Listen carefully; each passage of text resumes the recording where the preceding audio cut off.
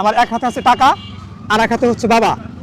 আপনি যদি বাবা নেন তাহলে একটা হচ্ছে 200 টাকা উপহার, আর ওটা হচ্ছে বাবার চিঠি। যদি বাবার চিঠি নেন তাহলে এর ভিতরে কিছুই নাই, আপনাকে মসজিদে বাবার জন্য খুশি হয়ে 100 টাকা দান করতে হবে। আর যদি বলেন টাকা নিব তাহলে টাকা আপনার, কোনটা নেবেন? আপনি ভয় পাইতেছেন? কোনো একটা হচ্ছে বাবার চিঠি এক হাতে আর আরেক হাতে হচ্ছে 200 টাকা।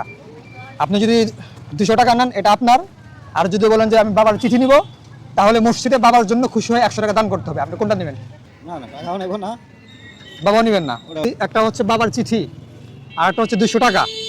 আপনি যদি বাবার চিঠিটা নেন তাহলে এর ভিতরে কিছুই নাই, উল্টা মসজিদে বাবার জন্য 100 টাকা দান করতে হবে। আর যদি বলেন যে না আমি বাবার চিঠি নিব না টাকা নিব, তাহলে টাকাটা আপনার।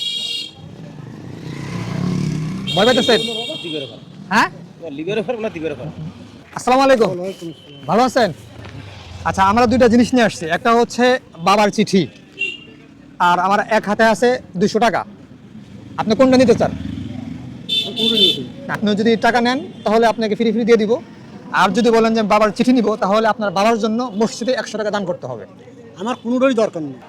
আসসালামু আলাইকুম, ভালো আছেন? আলহামদুলিল্লাহ। আমার এক হাতে আছে 200 টাকা আর এক হাতে আছে হলো বাবার চিঠি। আপনি যদি বাবার চিঠি নেন তাহলে বাবার জন্য খুশি হয়ে মসজিদে 100 টাকা দান করতে হবে। আর যদি বলেন যে না আমি বাবা নিব না 200 টাকা নিব, তাহলে এই টাকাটা আপনার। আপনি কোনটা নেবেন? আমি অবশ্যই বাবা নেবো। আপনি বাবাকে কেন নেবেন? বাবা নেবো কারণ বাবা কখনো টাকা দিয়ে কিনতে পাওয়া যায় না। বাবাকে টাকা দিয়ে কিনতে পাওয়া যায় না।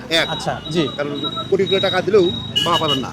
বাবা এমন একটা জিনিস যে যার আছে সে বুঝে, যার নাই সে বুঝে না। রাইট।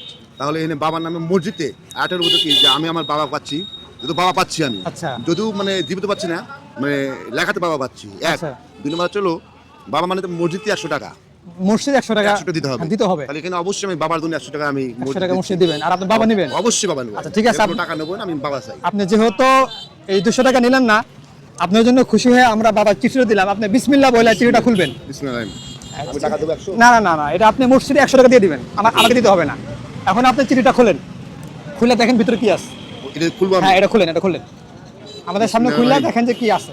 যেহেতু বাবা নিছেন, বাবাকে কিনতে পাওয়া যায় না। অবশ্যই বাবা কিনবো। আচ্ছা, আপনি দেখেন এর ভিতরে কি আছে। বিসমিল্লাহ। না টাকা দেখেন কত টাকা আছে।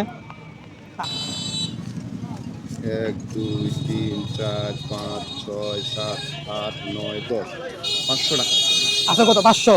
আমি আপনাকে অপশন দিয়েছিলাম যে 200 টাকা এবং এর ভিতরে কিছুই নাই বাবা, ঠিক না? আপনি যেহেতু বাবাকে ভালোবাসা নিছেন, এই বাবার ভালোবাসা কিন্তু 500 টাকাতে কিন্তু পাওয়া যাবে না। কখনোই না পাবেন। এটা হচ্ছে আমাদের একটা উপহার স্বরূপ। আপনি যেহেতু বাবাকে ভালোবাসেন, এটা স্মৃতি হিসাবে রেখে দিবেন, আর বাবার জন্য 100 টাকা মসজিদে দান করবেন। এটা আমি নেব? এটা আপনি নেবেন, এটা আপনার জন্য, ওটা আপনার জন্য। আপনি খুশি আছেন তো? ইনশাআল্লাহ, অবশ্যই। আপনি খুশি দেখে? জি ইনশাআল্লাহ খুশি। মারহাবা, আপনারা আমাদের জন্য দোয়া করবেন অবশ্যই এবং বাবাকে অবশ্যই ভালোবাসবেন। ইনশাআল্লাহ। আসসালামু আলাইকুম।